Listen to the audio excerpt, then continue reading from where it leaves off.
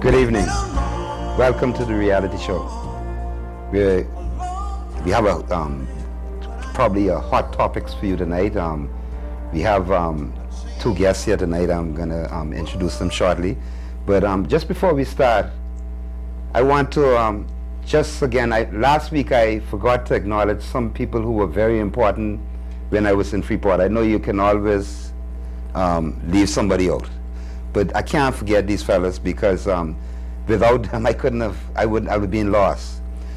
There's a group in Grand Bahama known as the Ainity Group. It's a group of Rastafarians, my lord. And I can tell you something, they are something else. I went to a town hall meeting where you had Minister Shivago Lang and one of the other ministers there, and the head of the power company. And when he got up to speak, he says, one of the gentlemen, he says, I am from the Ainity Council. And everybody started to little giggling, hee hee hee. But when that young man had finished speaking and when he had eloquently defended his community, everybody in that room was behind him and they were cheering him. So I just want to recognize my brothers in the Ainity Council. I'm going to be back. And I'll be calling you very shortly to let you know that I'm going to be there with you, and I'm looking forward to working with you. Good evening. Tonight we have two guests. You've seen them before. We have, first of all, Brother Ali, a regular luminary who is really the scholar that keeps us on track. And tonight we have Mr. Paul Rolle, who you would have seen some time ago with Miss Felicity Ingram. And by the way, I want to thank Felicity. Thank you, Felicity.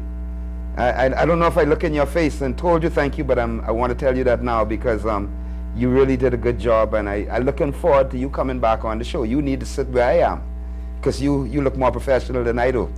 But today she's not here, but we have Brother Paul here. And tonight we're going to talk about a number of topics. But first of all, we're going to talk about a friend of ours who just passed. I know we acknowledged him last show, but I was just speaking to him outside in the foyer, Mr. Rolle, about it.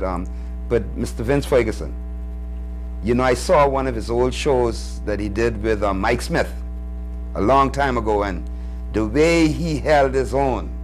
Mike Smith is a good interviewer. He's better than me. But you know, he couldn't hold that man down, and he was consistent. This is me. This is what I want. No, no, no, no. Don't you put me in no corner. This is what I want, and I love that man. So I just want, I'm just going to let our guests acknowledge Brother Ferguson before we start tonight. Brother Rolle, would you like to say a few words? Oh, most definitely. Mr. Vince Ferguson was a hero of a man. He was my school teacher, and he was also my basketball coach. Where this in AFRD? No, R.M. Bailey. He was deputy principal to Miss Butler. Okay. Okay. He was the principal, deputy principal, and he was also the basketball coach. Mm-hmm. And me and him had a bond because he always liked the play you call pick and roll. The forward come on the top and the guard run his man into the forward and you roll to the basket. And when we go to play any game, he used to go 1, 2, 3, Rolle, and I'm Paul Rolle. So he used to go Rolle, identifying me. Yeah. So we form a bond, and I idolize him in a lot of ways. Mr. Vince Ferguson, he educate a lot of people, whether it's in the classroom and also in sport. He helped build this community in his own way as an individual. So we must give a tribute to him and respect him. And I want his family, the Ferguson family, to know I'm willing to participate in any kind of to remember him or build some kind of statue or monument in remembrance of Mr. Ferguson. If the man I know as Vince Ferguson wouldn't want no statue. Well, he'd want something living and real, and he'd like to see if there's anything, I think, and I know I speak in all the time, because he's not here to speak for himself. But the man I knew as Vince Ferguson, if there's anything he wanted to see, was complete change. He wanted to see a transformation, and he wanted to see what we're going to talk about tonight. Yes. our young people get ahead. That's right. You know, but Brother Ali, let me just let Brother Ali have a few words. Brother Ali, you know, we've been talking about Mr. Ferguson for the second show now, but really, there are not too many people out there like that. No, well, and that's why I would say, Brother Hannah, my outlook on things sometimes is a little bit different.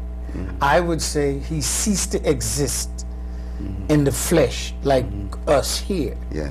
But I would not say he's dead unless we were about to kill him. Yeah.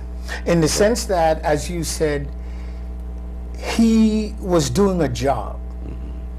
And the best thing I think we can do for him is to make sure it comes to a completion, That's right. so to speak. Yeah. The amazing thing about him is, and I would hope it is not, we would put a stop to giving praises to people when they are no longer physically here. Yeah. If the Bahamas had listened to a lot of what Mr. Ferguson was saying, Oh, yeah. we would not be in the condition Vietnam. we are in now. You know, Brother Ali, I watched, they had part of his memorial service on TV, and you saw all these government ministers standing up, and I just said to myself, I say, you know, if in this man's lifetime, he could have drawn their attention the way he drew it in his passing. Yeah. You know, for that one moment, he had them where he wanted them. Yeah. And they didn't have to hear him, and that's the sad part about it, because they needed to hear him. Yeah. But you know, tonight, Brother Rolle and Brother Ali, what I'd like to talk about, our children, because you know, I think if there's anything, everybody talks about Vince Ferguson and define him as a sports coach, but I think the thing that defines Vince Ferguson as a man was his attitude towards the raising and rearing of children, and the issue of parenting, being a good parent, because he makes the point that Brother Ali has been making show after show, and you know, Brother Ali tell me he's going to keep making it. But his point was, you need to use the village to raise this child, because this child is your future. And if you want a child that's not violent, you can't be beating up on that child. So his first thing that he told me, Dion, you need to learn parenting skills, because it takes more than just taking a big stick beside your child's head the way we've been doing it for 100 years. Now, you told me about something yesterday, Brother Rolle, when we were talking about this show, and you told me that you came across a fight. Almost definitely. Now, I come across that all the time, because I live in the middle of the war zone. Yeah. But tell us a little bit what you saw. Okay. Just let me say one thing before we go on to that. I want to touch on what Ali said a minute ago. With me and Mr. Ferguson, over the last 3 months, I've saw him but 5 times. And just before I went away 3 weeks ago, and he died a week later, I was on Island Gyms with Felicity, and he heard what I was saying, and he called me and said, Paul, if you want to be a leader, you have to do this and do that. And I said to him, well, I'm going to Cuba. When I come back, I'll see you. Unfortunately, he died. I don't know how he get my cell phone number and call me 9 o'clock that night. But let me tell you something. That was a sign. If Vince Ferguson wanted to talk to you, he would find you. And that, I mean, I used to say it was a curse at one time, but you know, I loved the man. And it really was my blessing that he could find me. Even if I wanted to duck him, I couldn't duck him. But let's focus on this now, Paul. What did you see? Because this is what Vince Ferguson stood for. Okay, what I see is everybody are straying away from what's mostly important in this country. And this is sad, because we're supposed to have people in Parliament supposed to be brilliant and have something called vision or foresight. And as of late, I'm not seeing that. Now in terms of children now. Yeah, with kids, you see, you got to keep your eyes on the prize. And the prize is the future generation. And the future generation start with the kids. And I have heard Minister Carl Bettel, who in charge of education, and also the F&M government, they feel as if police is not needed in school.